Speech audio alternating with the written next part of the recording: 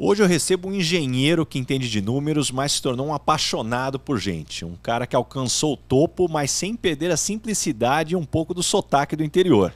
Ele é formado em Engenharia de Materiais pela Federal de São Carlos e tem um MBA em Wharton. Com uma carreira que já decolou rápido como trainee, ele tem experiência no Brasil e na América Latina, passando por Unilever, Kraft, Ferrero, PepsiCo, Mattel e agora como CEO da Campari no Brasil. Sim, ele abastece os nossos Negronis para quem é apaixonado por esse drink.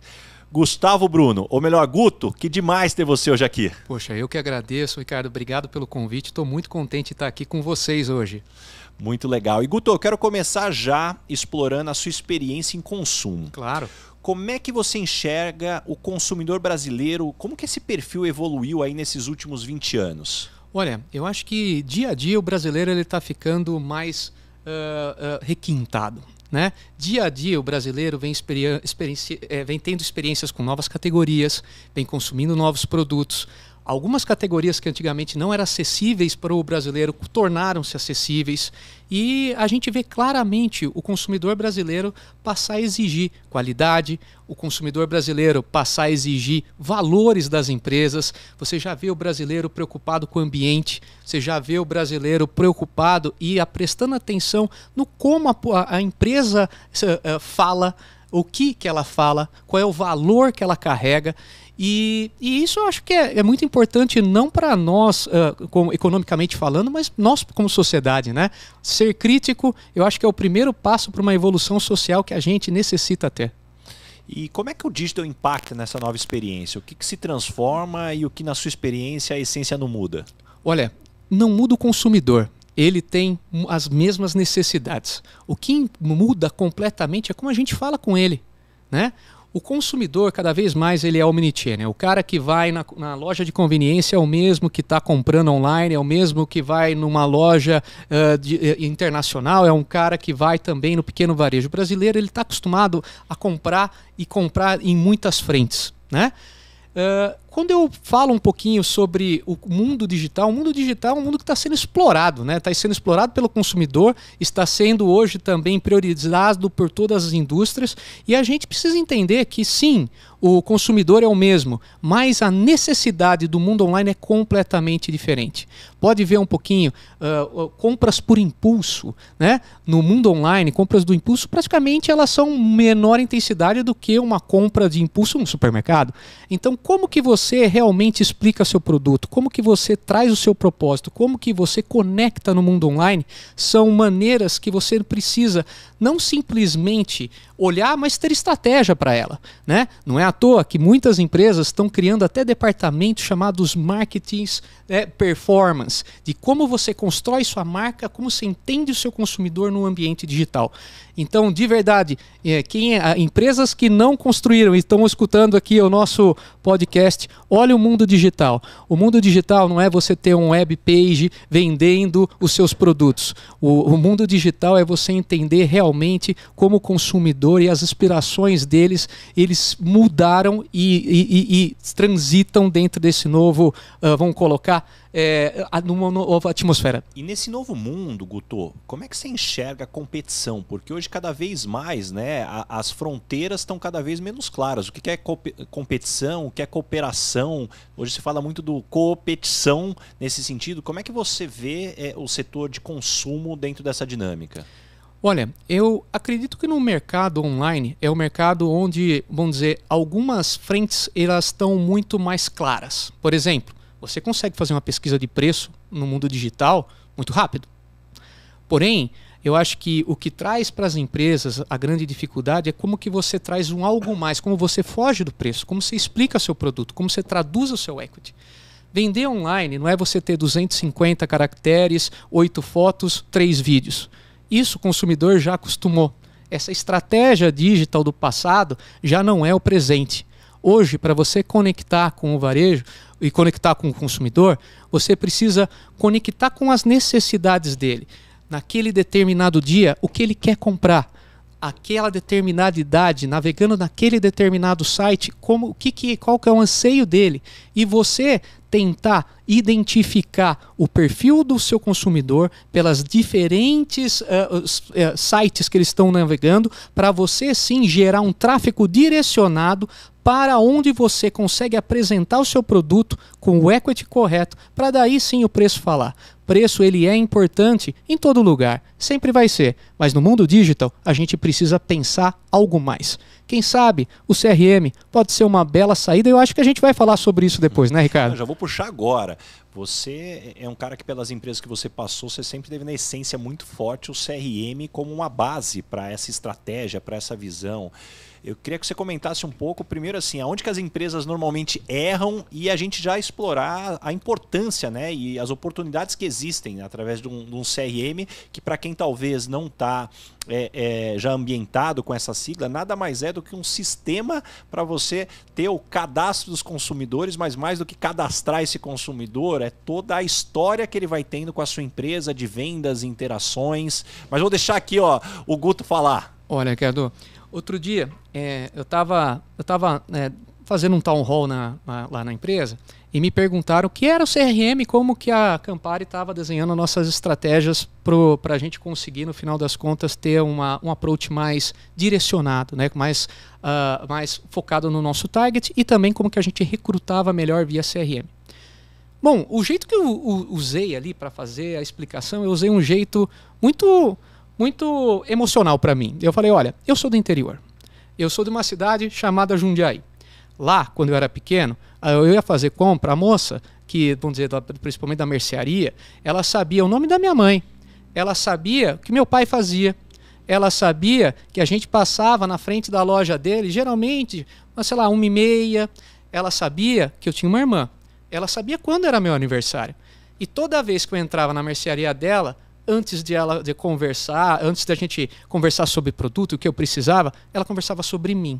E ela sempre me orientava e me levava para fazer a venda dela de um jeito muito mais qualificado e onde eu me sentia exclusivo. Eu acho que o CRM é uma ferramenta do digital para a gente dar esse ar de interior, esse ar de tailor-made, esse ar do que aquele produto ele foi colocado naquela loja, naquele website, pensado em você. E cara, quando você joga e você usa técnicas de CRM, você se aproxima simplesmente do emocional da pessoa, né? Porque você vai trazendo o produto, você vai trazendo a conversão de uma maneira subjetiva, de uma maneira não tão, vamos dizer, aflorada. E no final das contas, quanto mais você consegue convidar as pessoas corretas, vamos dizer, para o site correto, para o produto correto, da forma correta e que fale com as emoções dela, posso dizer que a conversão ela é natural e simplesmente explosiva. E Guto, você sempre teve uma carreira muito focada e muito próximo com a área de vendas. Exato. E esse é um lado que eu vejo que aqui no Brasil existe ainda um certo preconceito, talvez na maior parte na parte dos lugares do mundo, um certo preconceito com a área de vendas. Exato. Como que você enxerga esse preconceito e como quebrar esse preconceito? Porque eu vejo uma grande oportunidade de crescimento de carreira nessa área. Exatamente. Olha, eu acho que vendas, e não acho, eu falo, né? Vendas é o coração da empresa. E não não é uma frase clichê, vendas é o coração da empresa. Realmente, vendas para mim, ele é muito importante, porque ele não é o fim, ele é o início. No momento que você tem um departamento de vendas forte, ele além de conseguir colocar o seu produto dentro das gôndolas, expor de uma maneira correta, vendas é um canal de retroalimentação ímpar para um business. Ali você entende realmente coisas que são sutis e que empresas como Nielsen, pesquisas, outros órgãos não te traz. Muitas vezes as necessidades que a gente fica em reuniões, mais reuniões, né, pensando em necessidades do varejo, fazendo milhões de análises, muitas vezes se traduz de uma forma muito simples em um insight que o seu vendedor te traz. Então, eu acho que quando você abre sua escuta e você toca o dia a dia da equipe de vendas e também traz eles para eles retroalimentarem a sua organização, eu acho que você constrói um asset para fazer a sua empresa durar, e você também ajudá-los a vender melhor, porque eles também vão carregar a estratégia com você. Por favor, quem aqui tem um time de vendas, tragam ele para o seu time, tragam eles para as suas discussões estratégicas, porque você vai ser alimentado, você vai ter insights e de verdade você vai prover ferramentas e argumentos de venda que muitas vezes você não imagina qual é a capacidade de isso converter, estreitar relacionamento e de verdade você construir um business de longo prazo. Muito bom, Guto. Tem algo que eu chamo de cheiro do asfalto. Cheiro do asfalto. É o cheiro do asfalto, barriga no balcão. Barriga acho que tem balcão. Ali no dia a dia, sabe bem a importância e principalmente no mercado que muda cada vez mais rápido, você ter essas informações são fundamentais para você acertar aí os rumos e a estratégia. E Guto, aproveitando que a gente está falando de aprendizado, claro. O que você aprendeu trabalhando no setor de brinquedos quando você foi liderar aí toda a operação na América do Sul da Mattel? Olha, eu aprendi que o segmento de brinquedos, primeiro, ele é muito divertido. E eu aprendi que lidar com criança é para gente grande, né? Temos muitas responsabilidades para brincar, para jogar no mercado de brinquedo, para você ter uma vitória lá.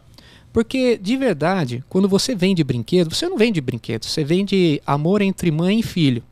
Você vende desenvolvimento motor e psíquico, né?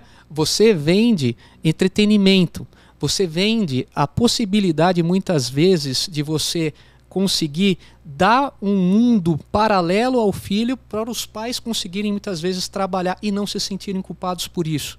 Eu acho que é uma responsabilidade muito grande. Deixa isso aqui de lado. Porém, entender a criança de hoje e como ela brinca também é algo complexo. A criança de hoje não é igual à criança do passado. A criança de hoje, ela também é omnichannel. Ela transita entre o mundo digital, ela transita no mundo, vamos dizer, físico, ela precisa de algumas brincadeiras e um brincar também, vamos dizer, palpável para ela conseguir se desenvolver como indivíduo dentro da sociedade e se posicionar. Enfim, o que eu estou dizendo é que é um mercado complexo, é um mercado que precisa de muita pesquisa e é um mercado também que altamente sazonal. Então, apesar de você trabalhar o dia a dia, fazer um esforço muito grande em entender, vamos dizer, todas as dinâmicas dele, a gente precisa lembrar que 2 dias, 2 datas fazem 70% da venda de brinquedo do Brasil, né? Que é Dia das Crianças e Natal. 70%? 70%. E olha só que engraçado aqui, outra coisa. Eu, quando estava trabalhando dentro da Mattel, né, e para mim foi algo único, eu tinha uma grande missão, sabe, Ricardo? Eu tinha uma missão que era muito também uma missão patriótica. Sabe quantos brinquedos uma criança brasileira ganha por ano? Não faço ideia. 2,5. Quer dizer, ela faz aniversário, né? Ela tem o Natal, ela tem o Dia das Crianças, muitas vezes ela vai bem no colégio, tem pai que né? Tem várias datas que ela poderia receber brinquedo. No Brasil, a criança brasileira recebe só 2,5 brinquedos ao ano. Você sabe quanto uma criança americana recebe de brinquedos por ano? Na média? Quantos? 22. 22? 22. Então você fala, não, então isso é bom, né? Porque no final das contas a criança brasileira ela desenvolve, vamos dizer, a capacidade de simular, a capacidade de imaginar muito mais que o americano. Muito pelo contrário. Quanto menos brinquedo a criança tem, menos estímulos ela tem, menos convites ela tem para entrar em territórios que o brinquedo leva a criança. E uma das coisas que eu trabalhei muito dentro do meu mundo de brinquedo era como que eu gerava acessibilidade, né? Porque o Brasil, por que tem 2,5? Por causa de preço. E 2,5 é a média. A distribuição de renda no Brasil, exato. Você tem, na verdade, muita criança sem ganhar brinquedo. Exatamente, Ricardo. Então é muito engraçado como a gente imagina um mundo que quando você entra nos meandros do Brasil, ele não existe. Então, cara, como que a gente leva a diversão e o desenvolvimento motor não só para gerar entretenimento? Entretenimento, para mim, é o menor das preocupações que uma empresa de brinquedo precisa ter. O que é interessante elas focarem é a responsabilidade do desenvolvimento dessa nova pequena sociedade que se forma. Porque uma criança que não tem os estímulos corretos até os 3 anos de idade, ela não vai ser um cidadão forte dentro da nossa sociedade com 17, 18 anos. Então, é muito importante a gente olhar o brinquedo não como entretenimento, mas como a capacidade de você alavancar o futuro do seu filho e propiciar para ele a chance de ele se formar com o indivíduo motoramente, na perspectiva de imaginação e também, né, na parte educacional, porque também brinquedo educa, né? Olha só quantos insights interessantes. E uma dúvida que eu fiquei aqui, Guto, você tocou toda a operação aqui da América do Sul. Sim, sim. Criança é tudo igual ou muda de país para país? Olha, ou o que é igual e o que muda? Criança tem algo sim que as une muito, que é a atenção dos pais. Uma das maiores demandas da criança, e qualquer brincadeira, ouvindo ela é mais divertida quando os pais estão presentes. Muitas vezes o brinquedo é secundário, a presença do pai é o primário. Então, o que eu quero dizer é, independente do país, olha, criança do Equador, criança do Chile, criança da Bolívia, sabe o que elas querem, Ricardo? Elas querem o pai brincando com ela. Então, depende do brinquedo. Se o pai está dentro, se o pai está no mundo delas, e se o pai entra naquele pequeno território que a criança forma, eu acho que a diversão é consequência e ela vai acontecer. Isso as une. O que diferencia as crianças? Alimentação. O que diferencia as crianças? Vamos dizer, a presença dos pais na educação primordial. Cara, uma mãe próxima aos filhos, principalmente no primeiro 1 ano e meio, cara, isso se a mãe consegue, a gente sabe de todas as limitações econômicas, mas está presente, isso faz muita diferença dentro da criança e do modo que ela brinca. E lembrando que presença não é quantidade de horas. Presença é você estar no mundo da criança. De novo, a intensidade, ela não é a realidade vista pela criança. Entende? A intensidade vamos dizer, desculpa, aqui eu vou me refrasear. A frequência não é a intensidade que a criança vê a brincadeira. A criança ela gosta de ter intensidade, um momento amplo aonde o pai possa não ser somente o herói estereotipado que ela vê, mas um amigo que ela convidou e ela está tendo protagonismo de uma relação que ao longo vamos dizer, da história dela, ela não é a protagonista. A criança não é a protagonista. Ela recebe educação, ela recebe estímulos. Mas quando o pai brinca com ela é o protagonista. E ela ganha esse poder. Por isso que é importante brincar com a criança. Então, respondendo sua pergunta, o que une todas as crianças? A presença do pai e como elas gostam de ter eles presentes no brincar. O que diferencia as crianças? Condição de alimentação, formação, vamos dizer, da criança no primeiro 1 ano e meio e também nível de escolaridade, isso faz muita diferença. Você vê que brinquedo nesse cenário ele é coadjuvante, mas ele é o enabler dessa presença do pai. Por isso que eu falo, o brinquedo ele é uma demonstração do amor do pai com a criança. E Guto, como pai eu não poderia deixar de te perguntar, o que levar em consideração na hora de comprar o brinquedo para a criança? Eu acho que a opinião dela. Pergunta para a criança o que ela quer. Demais. Entende? Porque ela sabe. Entende? E outro dia, eu tenho um sobrinho, né, o Lorenzo. Ele não falava nem direito, eu tinha 3 anos e pouco. Eu fui falar para ele o que ele queria, ele me falou uma cor em inglês, né? Eu nem imaginava que ele sabia falar algumas palavras em inglês, tem 3 anos, sabe? Mas do brinquedo, ele sabia. Então não ache que o seu filho ele é criança na hora que ele também está fazendo os pedidos. Não, ele sabe o que ele quer.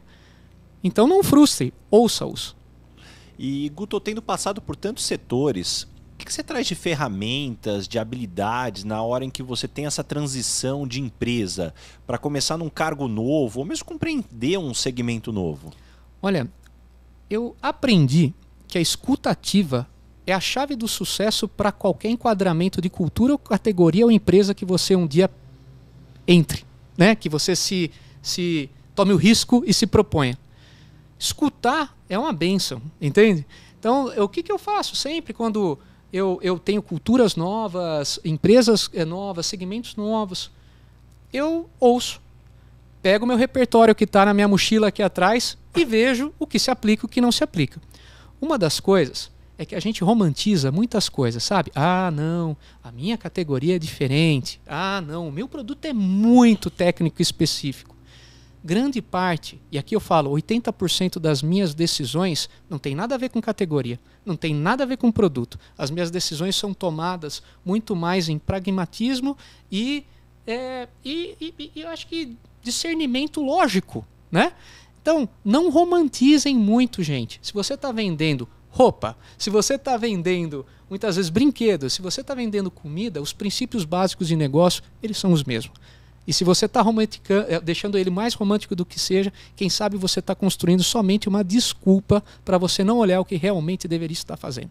E como fazer esse balanço entre o que você deveria escutar para aprender ou mesmo estudar e também não descartar o que você traz de experiência, porque acho que esse é o grande aspecto, que normalmente eu vejo que uma das maiores armadilhas das pessoas que têm mais experiência é justamente, puxa, mas e tudo que me trouxe até aqui, como é que eu descarto? E não deveria ser descartado tudo. Como é que encontra esse equilíbrio? Olha, primeiro, o equilíbrio ele parte primeiro da sua ciência, que você não tem todas as respostas.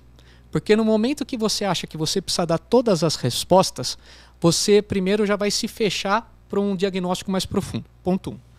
Ponto 2, eu acho que a gente precisa valorizar, principalmente nós, empresa, a bater papo com pessoas de cabelos brancos. Experiência é chave, independente do negócio que você está. Uma tecnologia diferente. Será? Sabe, tem muitas, como eu falei, lembra da essência do negócio? A essência do negócio, ela passa por experiência, por quem já passou. A história nossa, independente do que a gente está vivendo hoje como humanidade, ela é cíclica. Os problemas de hoje são os problemas, muitas vezes, do passado com uma roupagem nova. Eu acho que a gente saber escutar a experiência, no final, chegar com a humildade de que você não tem que tomar todas as decisões para mostrar o seu valor. E terceiro, que você não tem que impor a cultura, mas você tem que adaptá-la, né, àquilo que você aprendeu que funciona no resto. Aí eu acho que você começa a chegar, né, conseguindo dar o seu tempero, sem ser arrogante e fazendo a diferença, que é o mais importante. E falando desse aprendizado na chegada, Guto, você foi contratado na Campari durante a pandemia. Como foi chegar na posição de CEO no ambiente virtual? Quais os aprendizados até o momento para você ter os resultados que você atingiu já até agora? Foi muito difícil. Eu falar, Ricardo, foi difícil. Porque, de verdade, eu aprendo com as pessoas e os meus grandes mentores que eu tive, né? Eu aprendia com os caras, não prestando atenção em como eles tomavam decisões, o que eles falavam na reunião. Eu aprendia com o cara, muitas vezes, como ele tratava a moça do café, como ele atendia um telefone, como ele muitas vezes ele falava com o chefe dele informalmente para conseguir dar, vamos dizer, um contexto para ele em uma reunião. Eu aprendi tanto esses pequenos detalhes dessas pessoas que hoje, eu chegando numa nova empresa onde eu perco isso, eu posso te dizer que está mais difícil. Te tiraram parte do painel ali do piloto do avião. Me tiraram parte do meu modo de aprendizagem. E tiraram parte daquilo que me dava confiança. Porém, uma das coisas importantes na vida é que a gente, no final das contas, a gente evolui quando a gente aprende, né? E a gente aprende quando a gente tem um problema. Então, na verdade, eu estou vendo essa pandemia com um grande aprendizado. O Guto que estava, e com algumas verdades universais que eu carregava antes da pandemia, está completamente mudado com o Guto de hoje. Mudei muita coisa, Ricardo. Muita coisa que eu achava que eram verdades imutáveis, hoje não são mais. Muitas das recomendações e das análises de PNL que eu fazia, sabe, rapidinho, hoje eu olho de outro jeito. Por quê? Porque foi difícil. Tive que me reinventar. E de novo, voltando agora e me aprofundando na sua pergunta, num negócio novo, cultura diferente, e ainda numa categoria que eu não tinha trabalhado, me gerou aí muitas diversões, né? Mas eu me aprofundei, eu me dediquei, trabalhei forte e, cara, ouvi muita gente. E graças a Deus os resultados estão aí. Quem aí não gosta de um bom Negroni? Eu gosto. E, Guto, Você já trabalhou com acionistas britânicos, americanos, italianos. Comenta um pouco das características e diferenças aí entre cada cultura, como atuar melhor da forma com cada um deles. Exato. Olha, eu vou fazer uma analogia com o que eu acabei de falar, né? Lembra da criança que o que ela quer mesmo é a atenção dos pais? Acionista, o que ele mais quer mesmo é rentabilidade, ponto. Agora, o que diferencia eles é a intensidade e a ganância desses pedidos. Eu já trabalhei em culturas muito focadas em resultados e que no final das contas os valores e o como eram esquecidos. Aprendi muita coisa com isso, sabe? Também trabalhei em culturas completamente distintas, né? Porque de verdade, e aqui porque eu estou levando a minha resposta para esse lado. Porque o acionista, o presidente, a diretoria, geralmente eles comungam dos mesmos valores. E o modo de pressão que o acionista faz no CEO e como isso desce, ele desce muito, vamos dizer, respeitando a mesma cadência e intensidade. Então, quando eu falo que eu já trabalhei em empresas muito focadas em resultados, sem como. Muitas empresas focadas em muito como, sem o quê. O que eu percebo, né, do que comunga tudo isso? Que o balanço entre o que e o como, que muitas vezes a gente, e também voltando, super clichê, né, que são muitas vezes utilizados em calibrações que a gente faz dos nossos recursos, eu posso dizer hoje que hoje, quando eu escolho uma empresa, eu calibro ela pelo como que ela está no quê, no propósito que eu preciso ajudar, né? E quais são os valores e vamos dizer, a forma que a gente quer impactar a sociedade, o mercado e assim por diante. Então, juntando tudo, todos querem resultados de formas e valores distintos. O que você precisa entender é a mesma coisa do que o e-commerce, o que os motiva e falar a língua deles com muitas vezes o pragmatismo necessário ou muitas vezes conectando com a emoção necessária. Porém, espremendo, eles querem a mesma coisa. E você falou muito de identificar essa cultura e calibrar com as suas expectativas, com as próprias expectativas. Guto, ao longo do tempo você desenvolveu algum framework para você fazer essa análise nos processos seletivos que você foi convidado aí para mudar de empresa? Como que você aprende, o quanto dá para aprender efetivamente para mitigar risco aí de tomar uma decisão errada? Exato. Olha, é engraçado, né? Quando eu fui fazer meus trainees, eu acho que até eu saí numa revista como brasileiro que mais tinha passado em processo de trainee naquele meu ano, né? E engraçado que eu passei em algumas empresas de perfis muito díspares. Todo mundo falava, nossa, essa empresa é muito agressiva, mas você passou em outra que não é agressiva. Sabe o que eu saí de takeaway, Ricardo? Que você precisa ser você. E tem algumas coisas na vida que são os seus valores, e cara, tem algumas coisas que são inegociáveis, mantenham eles, porque de certa forma as empresas podem ter valores muito distintos, porém os valores básicos geralmente são os mesmos, né? Honestidade, você falar o que pensa, você trabalhar duro, você ser colaborativo, você ser protagonista, você desafiar o status quo. Que cultura não quer alguém colaboradora, protagonista e que desafie o status quo?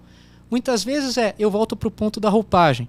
É muita roupagem, mas na essência é a mesma coisa.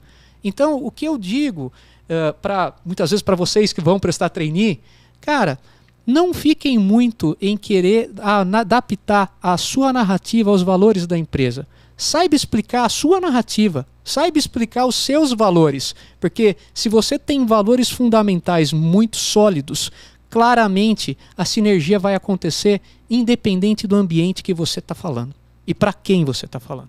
E esse é um ponto, Guto, que muitas vezes eu vejo as pessoas motivadas e trabalhando porque estão alinhadas com esse propósito da empresa e o seu próprio propósito, mas muitas vezes também eu vejo as pessoas desmotivadas porque tem um desalinhamento e com isso a pessoa para de produzir, com isso a pessoa para de entregar, achando que ela, ao encontrar uma nova oportunidade, aí sim ela vai conseguir voltar a executar. E esse é um grande risco que eu vejo, porque eu digo que quanto mais você identificar que a empresa não está alinhada a você, mais você deveria produzir para ganhar o que contar para novos processos seletivos e até que eventualmente venham tirar referência com as pessoas que trabalham hoje com você. Então essa preocupação efetivamente de lembrar que por onde você passa você deixa uma história.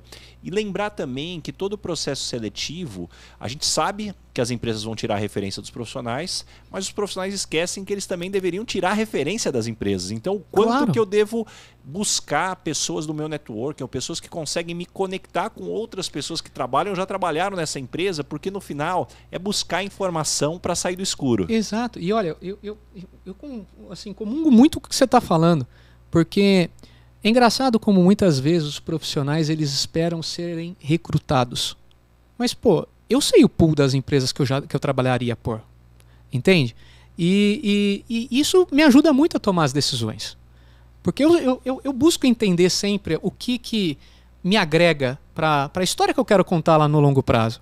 E eu acho que vocês têm que fazer essa reflexão, sabe, gente?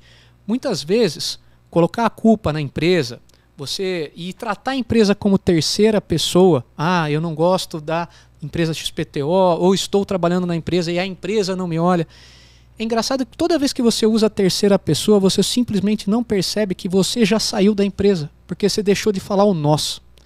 Então, enquanto você, quando você já está falando na terceira pessoa, para e entenda quem que não está conectado com o quê. Se é você que está fechado à empresa ou a empresa fechada a você. Muitas vezes essa autorreflexão pode gerar um engajamento que você não precisa mudar de emprego. Você simplesmente precisa descobrir o que une você com a empresa e focar no que é bom, né? E focar no que você faz bem e como você aporta valor. Ganhe relevância na empresa, que você pode ser alguém que mude os valores dela no futuro. Eu acho que isso faz parte. Não tem um lugar que a gente vai conseguir estar 100% completo, né? Posso falar um negócio que até um dia eu comecei a trabalhar em vendas, né, Ricardo? E eu tive um chefe que era um coordenador de vendas, eu era vendedor. E ele falou para mim, chamava Seu Tomás. Seu Tomás falou para mim um negócio muito legal, né? Que eu falei, nossa, né, bem agressivo, essa cultura nossa, né? Daí ele virou para mim, né, e ele falou assim, você é brasileiro? Eu falei, eu sou brasileiro. Ele falou, o Seu Tomás ele era paraguaio. Daí eu falei, sou brasileiro. Mas vocês não são o país que tem a maior comunidade japonesa do mundo? Vocês não são vocês não têm a maior comunidade italiana do mundo? Vocês não são a maior comunidade polaca do mundo? Como vocês, brasileiros, podem falar que a adaptação cultural é difícil, sendo que vocês são uma mescla de culturas? Olha só que baita reflexão. Então, quando a gente fala que a gente não se adapta à cultura e nós somos uma das, se não o país mais diverso do mundo, será que a adaptação ou a não adaptação está sentada e residindo onde? Eu não sei. Eu sempre me pergunto isso. E falando de líderes antigos que você já teve ao longo da sua carreira, quais foram os principais erros que você viu seus antigos líderes cometendo e você falou para si mesmo, eu vou tentar não cometer esse tipo de erro? Eu acho que o líder que eu vi, que ao mesmo tempo eu falei que eu não queria ser igual a ele é o líder que, se você me perguntar quem é a pessoa mais intelectualmente brilhante que eu já trabalhei, ele vai ser a mesma pessoa. O cara era brilhante. Brilhante. Mas sabe qual era o grande erro dele? Ele tomava todas as decisões sem ouvir. E o que acontece? Apesar de você ser muito inteligente, repertório ele precisa andar junto com o desenvolvimento social. A sociedade evolui, seu repertório tem que andar junto.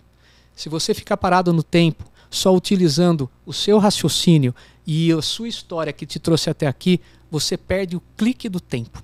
E perdendo o clique do tempo, você fica fora do que o mercado precisa. Eu vi uma pessoa brilhante, arrogante, deixar de ser útil por não escutar. Então eu escuto. E Guto, o que você traz de aprendizados da sua história de vida que você hoje percebe o impacto, seja na sua carreira ou na tua posição como líder?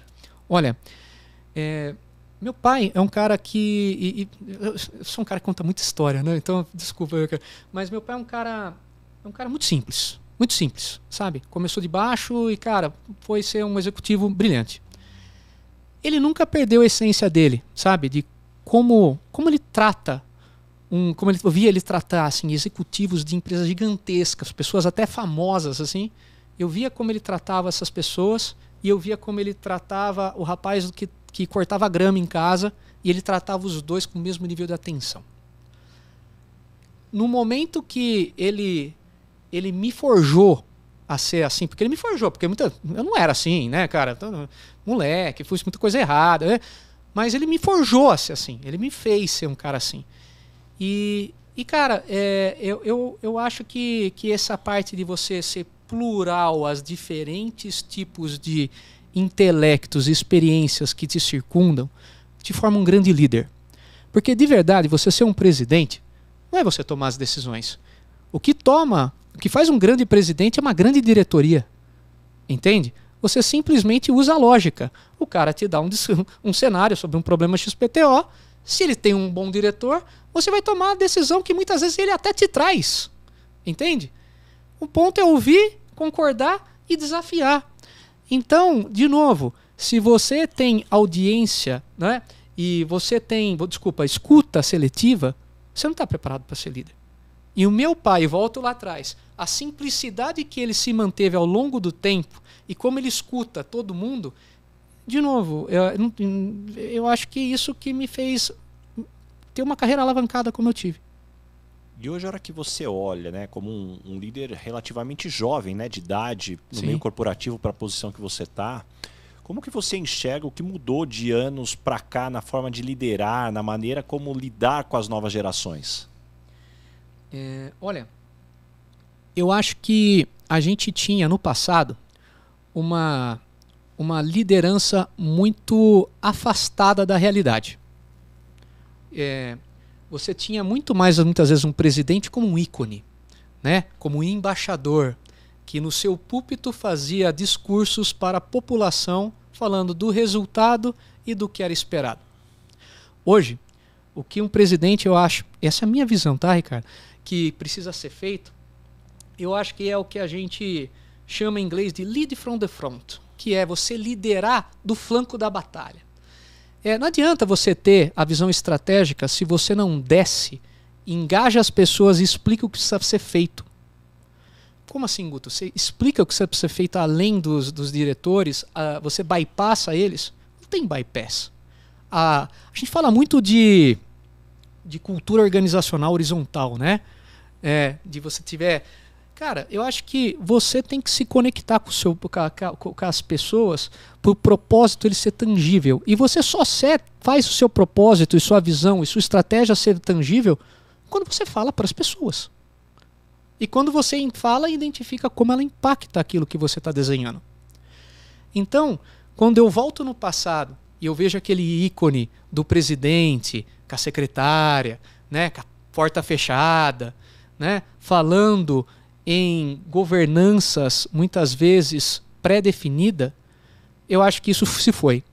Hoje, o estresse que um presidente precisa gerar na organização não é estresse de pressão, é um estresse de comunicação. Um presidente bom é um cara que comunica bem e comunica muito. Porque assim, hoje, você consegue aprender rápido e reaprumar. Porque, de verdade, eu só sei que não sei e eu só sei que as coisas que eu estou planejando para o ano que vem pode ser que não aconteçam. E eu vou conseguir mudar meu prumo se eu conseguir, no final das contas, engajar meu time a reagir rápido, aprender, se renovar e evoluir. E Guto, uma coisa que eu percebo muito claramente no seu perfil, acho que desde as primeiras vezes que a gente teve contato, e sem dúvida nenhuma isso foi uma das coisas que nos conectou, você é um cara que tem muito assunto aleatório. Você gosta de muito assunto aleatório. Olha, poucas vezes eu conheci um cara, assim como eu, que adora assuntos aleatórios. Até curso de hipnose lá com o Pyong Lee você foi fazer. Me conta mais dessa história de hipnose. Olha, cara, vou falar, Ricardo, de novo, não dá pra vender bebida se você não é uma pessoa pra sentar no bar, né? Tô brincando. Tô brincando. Mas eu acho que, de verdade, a gente precisa sempre ver as coisas de um cenário sempre mais amplo possível. Por que eu fui pra hipnose, né? E eu fui com o pessoal da Omni aqui no Brasil.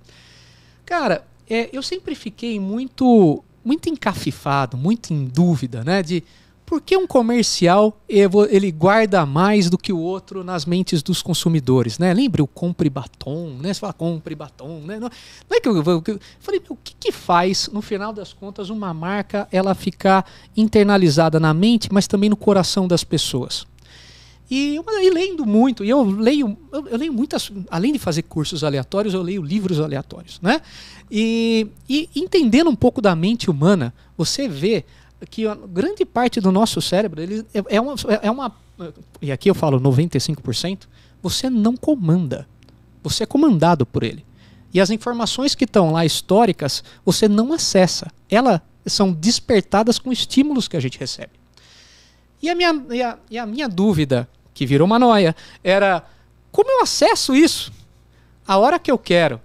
E como eu acesso as emoções mais profundas dos meus consumidores? E daí, lendo, parei na hipnose, me aprofundei nisso e adorei, né? É legal, e tem coisas que aqui posso falar. Hipnotizei meus sobrinhos no Natal. Você fez eles comer cebola? Isso, comeram cebola.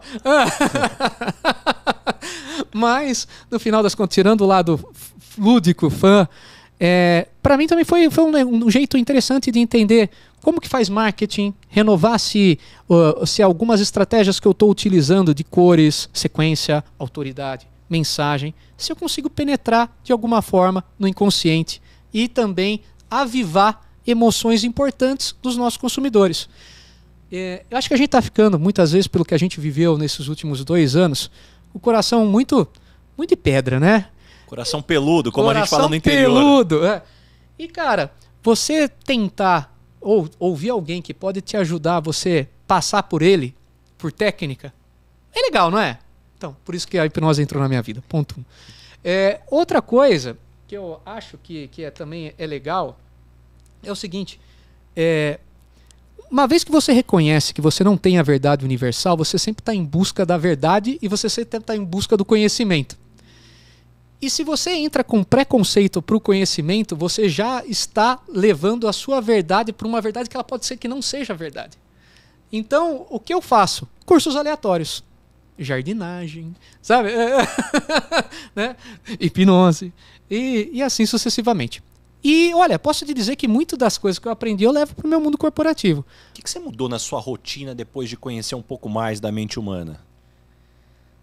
Eu passei a me respeitar melhor os meus limites.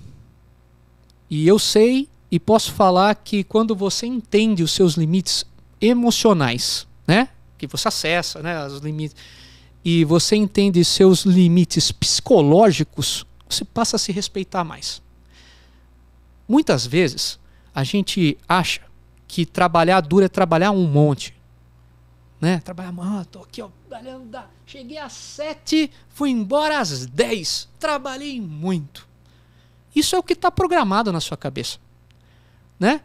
Se você pensar realmente que eu tenho meus limites e eu vou bem na hora XPTO e eu concentro as minhas decisões chaves nesse momento, porque é o momento que eu estou na plenitude da minha decisão e você se entende, você fica muito mais efetivo. E posso te dizer que toda essa parte de busca por respostas em mim, eu consegui ser muito mais efetivo no meu dia a dia e eu reprogramar a minha rotina para eu trazer os temas mais polêmicos no momento que eu estou mais são. E disposto, pelo meu conhecimento de mim, tá muito abstrato esse papo, tomar as decisões melhores. Muitas vezes, Guto, isso pode ser confiança, isso pode ser algo que você colocou na sua cabeça? Pode ser. Mas, cara, eu tô me respeitando mais. Eu tô, muitas vezes, fazendo meu esporte, eu tô ficando com a minha família, cara, consegui, né, uma coisa que a gente tá falando off aqui, mas eu consegui ser pai. Cara, minha vida toda eu abdiquei muitas coisas para chegar onde eu cheguei. Abdiquei muito, muito. E, cara, agora eu tá sabendo dosar, para mim é uma vitória minha, sabe? E, cara, e resultado tá vindo melhor. Então, de novo, e respondendo de um jeito pragmático, depois de contar toda essa história, eu aprendi sobre mim. E eu aprendi que eu sou mais eficiente quando eu sei os meus limites. E você sabe, Guto, que te escutando aqui, tem uma frase que eu uso muito nas empresas com os nossos clientes, que muitas vezes as empresas estão tão focadas no resultado que esquecem de focar no que dá resultado. E não é jogo de palavras. É efetivamente você só mirar ali no resultado com força, efetivamente, aí onde você deixa passar tanta coisa que faz a diferença. Você falou de respeitar os limites, tratar todo mundo de forma adequada, lembrar que cada pessoa é um indivíduo único, que você, sabendo entender as suas motivações, as suas habilidades, você consegue levar a pessoa ao seu lugar de potência. Esse é o nome aqui do podcast. Mas eu não quero deixar aqui de puxar ainda o tema de assuntos aleatórios, já que a gente colocou aqui. Poxa, eu vou trazer aqui para tu uma informação importante. Você vem da família que teve os palitos Gina. Conta pra gente, quem foi a Gina que estava ali nos palitos? A Gina era um modelo, né? A Gina é do meu tio-avô, mas fez muito parte da fantasia, das festinhas de aniversário de nós quando era pequeno, né? Uhum. É engraçado como a gente parou de muitas vezes identificar padrões que nós tínhamos quando a gente era novo, né? Por exemplo, eu comia bolo com garfinho de madeira, né? Você não comia também? Sim. Então, isso daí era a época também lá da aquele de Gina. 2 dentes, né? Aquele de 2 dentes, aquele banguelão, né? E, a gente, churrasco naquele tempo era espetinho, né? Hoje tem, mas não era como antigamente, né? E tem várias outras aplicações que a gente fazia na madeira que hoje o plástico invadiu e fez bem. Mas, cara, posso te dizer que sim, a Gina era uma modelo. A Gina, no final das contas, eu acho que teve presente aí na imaginação de muitas pessoas. Houve até uma época aí, uma busca pela Gina, no Pânico, né? Mas, cara, é legal ver e vir de família que teve negócio, porque você aprende muito o que fazer, o que não fazer, né? Aprende muito com relações, né? Acho que, né, família... Um dos negócios mais, acho que, complexos que tem, e eu não falo pela Gina, mas eu falo muito mais pela loja da minha mãe, né? Relações familiares em negócio, hein? Tá aí um desafio, hein? Separar o indivíduo do business, né? E eu aprendi muito com isso. Vi minha mãe falir, né? Vi o que deu certo e o que não deu. Então, voltando e aí indo para o seu ponto de papos aleatórios, né? A Gina me remete muitos aprendizados que eu tive com a minha família, não com eles, mas com a minha família. E também todo mundo, quando vê lá Indústrias Hella, né? Porque o nome é Gustavo Hella Bruno, faz aquela pergunta: e a Gina, né? No mínimo já é um quebra-gelo. Já é um quebra-gelo. E, Guto, chegamos agora no momento Headhunter. Momento Headhunter, vamos lá. Momento Headhunter. Qual é a pergunta que você sempre faz nas entrevistas quando você vai contratar alguém para o seu time? O que te faz feliz e por quê? O que está por trás? O que você quer escutar? Eu quero entender valores. De verdade, olha, gente, não me levem a mal o que eu vou falar, mas gente boa hoje tem de monte. Tem de monte. O desemprego do jeito que está dando para a gente uma oferta de profissionais para uma vaga muito ampla. Eu seleciono pelo valor da pessoa, se ela tem fit com aquilo que a gente quer construir. E não adianta você, muitas vezes, gastar muito tempo fazendo estresse só no técnico, que é importante, todas as validações, mas quando chega para mim, a validação técnica já é feita, eu me foco muito mais nos valores das pessoas. E uma das coisas que a pessoa ela passa mais verdade para você é quando ela consegue explicar para você o que faz ela feliz. Porque isso brilha o olho. E se você vê ali, se o olho da pessoa não está brilhando e ela não está conseguindo explicar o que faz feliz, cara, quem sabe ela não vai somar muito para você, sabe? Quem sabe não para você, a mim, mas para você como empresa, né? Porque, de novo, não existe resultado sem otimismo. Não existe resultado sem as pessoas crendo que é possível. Não existe resultado sem as pessoas compartilhando o mesmo valor. E para isso, você precisa identificar que valor é o que realmente você está buscando. O resto é secundário. E que tipo de pessoa não dá certo trabalhando com você? Gananciosa. Por que eu falo isso? Ganância é importante, eu sou ganancioso. Eu quero crescer, mas ela faz parte da minha missão. Ela não é a minha missão. Eu quero... E de verdade, aqui, falando assim, cara, eu sou um cara, abrindo papos aleatórios, eu sou um cara muito patriota, cara, eu gosto e quero sempre estar em lugares, em empresas onde os brasileiros não chegaram, porque, cara, já estudei fora e eu sei, cara, que o brasileiro quando vai estudar fora, a gente não deve pra ninguém, sabe? Eu sentei com sala cheia de americano. Cara, a gente tava ali, sabe? Bem, o brasileiro ele tem problema de autoconfiança. Esse é o grande nosso problema. E de verdade, o que eu busco de verdade esse lance de você querer crescer para você depois devolver. Mas eu não quero só pessoas que querem crescer para extrair. Eu quero pessoas que querem crescer para devolver. É o que a gente chama de give back, né? Cara, quando eu vejo alguém querendo explodir, mas que ela gera um side effect legal, seja em clima organizacional, seja para a sociedade, seja até para ela mesma, sabe? Pô, legal. Agora, quando eu vejo pessoas que pensam no dinheiro pelo dinheiro, cara, me afasta. Porque daí, o que vale você passar tanto tempo com essas pessoas? 70% do nosso dia útil a gente passa no trabalho, longe de quem muitas vezes a gente ama, com pessoas que não querem gerar legado positivo. Será que vale a pena esse tipo de energia você absorver para chegar em casa e depois passar essa energia para a sua família? Falem para mim, o que vocês acham? E quando as pessoas não gostam de você, normalmente qual é o motivo? Franqueza. Eu sou muito honesto. E eu falo o que é para ser falado. Obviamente, eu não desrespeito. Mas eu acho que a verdade ela conecta. Dói, mas ela conecta. Eu acho que muitas vezes a gente dá muitas voltas para não encarar a realidade. E muitas vezes a gente acaba sendo, vamos dizer, como hostage, como refém das trajetórias que tiram a gente do caminho. Então, não, o que eu quero dizer eu sou um cara que fala a verdade. E eu pago o preço por isso. Positivo, negativo. E de verdade, todo mundo forma opinião sobre você. Muitas vezes elas não declaram a opinião. Mas você sempre vai ter pessoas que gostam de você e pessoas que não.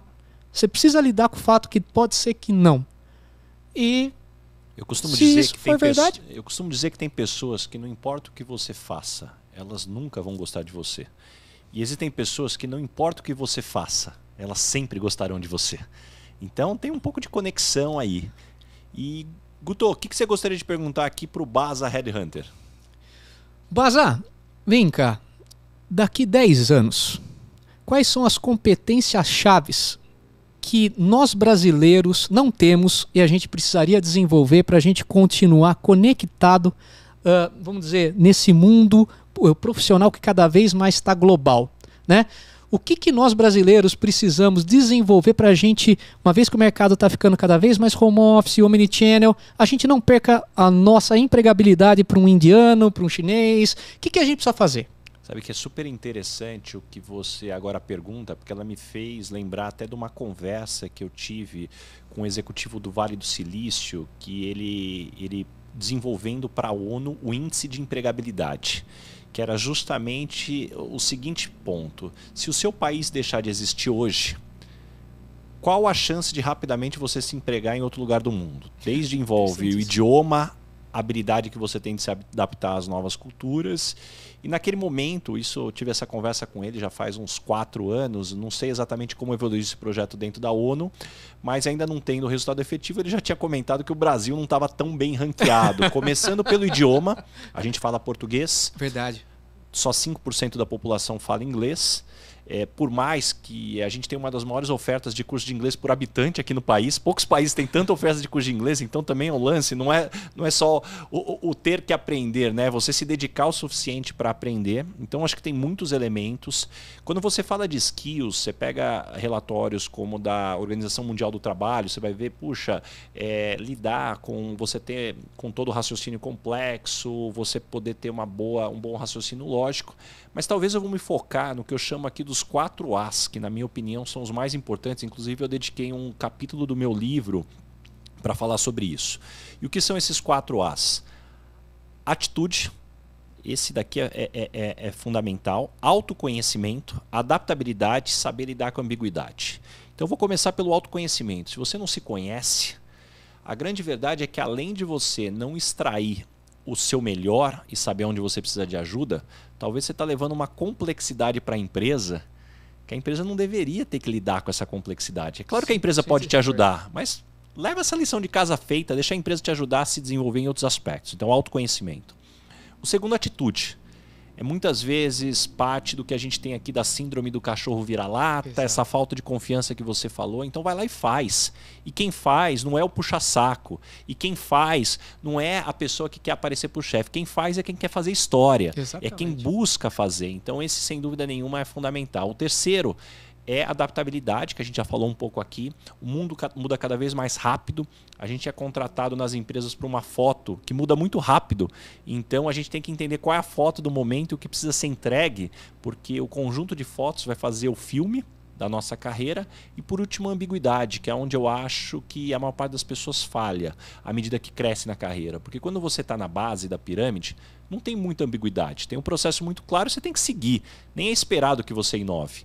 Agora, à medida que você cresce, você não tem mais resposta para tudo. Ah, isso é 0 ou é 1? É preto, é branco? Eu tenho que mandar a pessoa embora ou eu tenho que dar mais uma chance? Depende de cada caso. Ah, eu tenho que entregar mais faturamento ou mais rentabilidade? Os dois, vai tomando as decisões. Então, saber lidar com essa ambiguidade é fundamental. Não, perfeito, perfeito. E concordo 100% pelos 4 As aí. E, Guto, a gente chegou aqui, momento Dona Ângela aqui, agora um pouquinho de humor. Complete a frase. Eu sou esquisito por quê? Porque eu quero. Não quero ser normal. E qual a maior loucura que você já fez na vida? A maior loucura que eu já fiz na vida? A maior loucura que eu já fiz na vida? Nossa, cara, minha vida é tão Nossa, eu não sei. Eu não sei. Não sei. Eu acho que a maior loucura que eu fiz na vida foi querer fazer engenharia, sendo que eu tinha certeza que eu queria fazer odonto. E, cara, e fiz engenharia. E depois, quando eu estava no 5º ano, eu falei, beleza. Meu pai perguntou, e aí, vai se formar, vai fazer o quê? Falei, tudo menos engenheiro.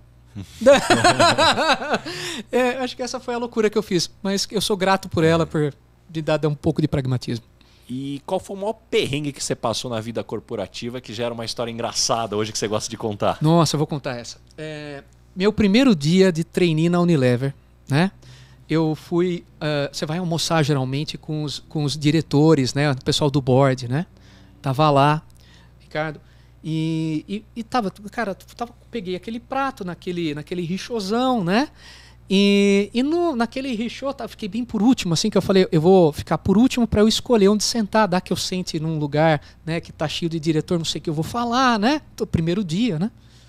Cara, eu tava ganhando tempo ali atrás da fila, falei, vou pegar tinha uma geleia, assim, que eu ia pegar, né? Fui pegar a geleia, no que eu voltei com a minha mão, eu bati a mão no richô, e o richô tem aqueles álcool gel, né?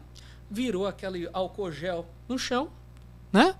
E pegou na minha calça e pegou fogo. E pegou fogo na minha calça. Que loucura, eu cara. Eu queimei minha perna, assim, sabe? Queimou a perna? Foi absurdo. Parei o restaurante, né? Os garçons vindo, tentando apagar, batendo fogo lá que tinha pegado. Fiquei conhecido na Unilever por um tempo como El Fuego.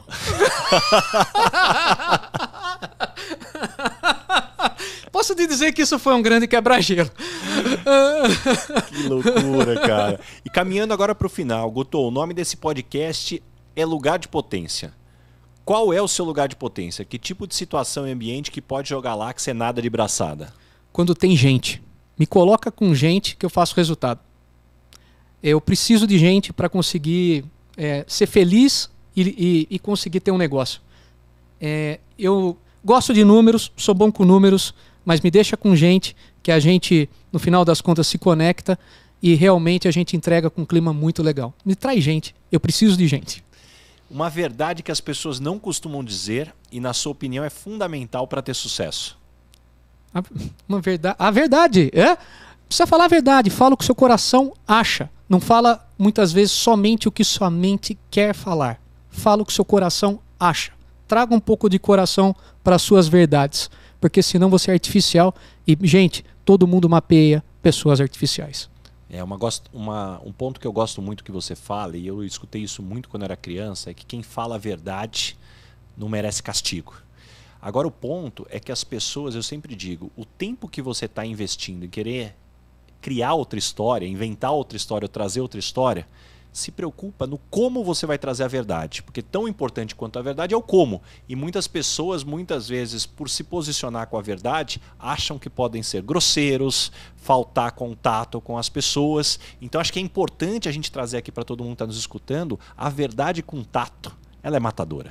Exato. E eu ponho um pouquinho de coração, porque quando a verdade, no final das contas, ela realmente está pegando no seu coração, você vai trazer aquilo que você mencionou. Você vai trazer respeito, você vai trazer não só as pessoas que você está falando, mas respeito com você mesmo. Porque você vai estar falando aquilo no seu limite, no seu tom. E se a verdade te trouxer consequências, você sai com a sua consciência muito limpa. Guto, deixa algumas dicas de fontes de conhecimento. Como é que você se mantém informado e se desenvolve? Olha, eu leio muito. Uma das coisas que eu gosto muito é ler notícias fora do Brasil, né?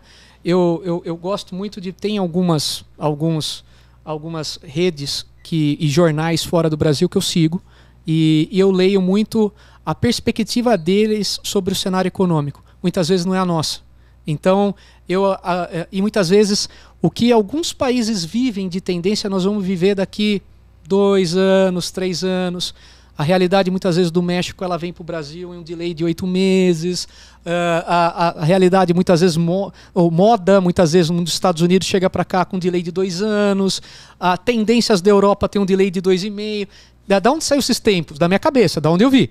Mas eu observei isso. Então eu utilizo a mídia internacional, fontes internacionais, revistas internacionais para eu conseguir já tarar a minha estratégia com aquilo que eu preciso mudar.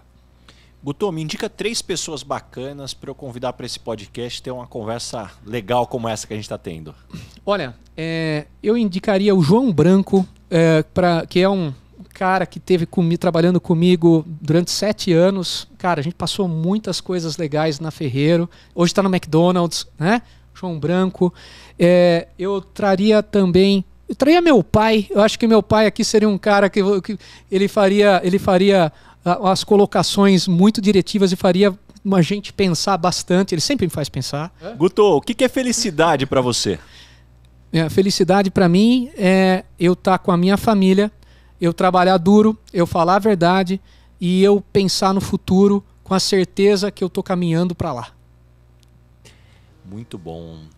E antes da gente terminar, eu não poderia deixar de te perguntar, para quem é apaixonado por Negroni, Guto, deixa uma dica, um toque especial para quem gosta de preparar o seu próprio drink. Cara, primeira coisa, hein? Não existe Negroni sem Campari, tá? De verdade. 1/3, 1/3, 1/3. 1/3 de gin, pode ser qualquer um, mas se for, no final das contas, Bicens é melhor. Vermute 1757, fica aqui o meu merchan. E o Campari complementando 1/3, 1/3, 1/3. Você vai ter o melhor Negroni numa pedrona de gelo e uma fatia de uma laranja Bahia. Daí bebam e qualquer coisa liguem no saque para reclamar, que eu tenho certeza que ninguém vai ligar, porque é sensacional. Aliás, o drink mais vendido no ano no mundo. Essa aí eu vi você postando ontem essa notícia. Exato. Não. Então estamos aí construindo um novo drink e o mercado de mixologia no Brasil. Guto, como que as pessoas te encontram? Que projetos que vêm pela frente? Deixa teu recado aqui. Olha, gente, acompanhe a Campari. Nós estamos construindo aqui a mixologia no Brasil. Quem aí nessa pandemia não tomou um drink, né? Quem aí não está achando e se bancando o barman em casa, então entre no nosso Campari Academy no YouTube, Campari Academy, para você aprender a fazer drink legal. Olha, em festas funciona. E se vocês querem também me achar, eu tô no LinkedIn, Gustavo Rella Bruno, eu tô por lá. E, cara, mandem para mim direct, vamos conversando. Eu acho que a vida é uma troca e quem quiser bater um papo comigo, estou 100% aberto. Ricardo, muito obrigado, viu, por estar aqui. Obrigado aí, pessoal aí da produção. E espero te ajudar quando precisar. Só tenho a agradecer, Guto. Que conversa fantástica, quantos insights. Mais uma vez, tenho certeza que todo mundo aqui saiu cheio de anotações, aí, cheio de insights aí, para ter seu lugar de potência aí por onde a pessoa passar. Valeu, Exatamente. Cara. Obrigado, gente. Até mais. Fiquem com Deus.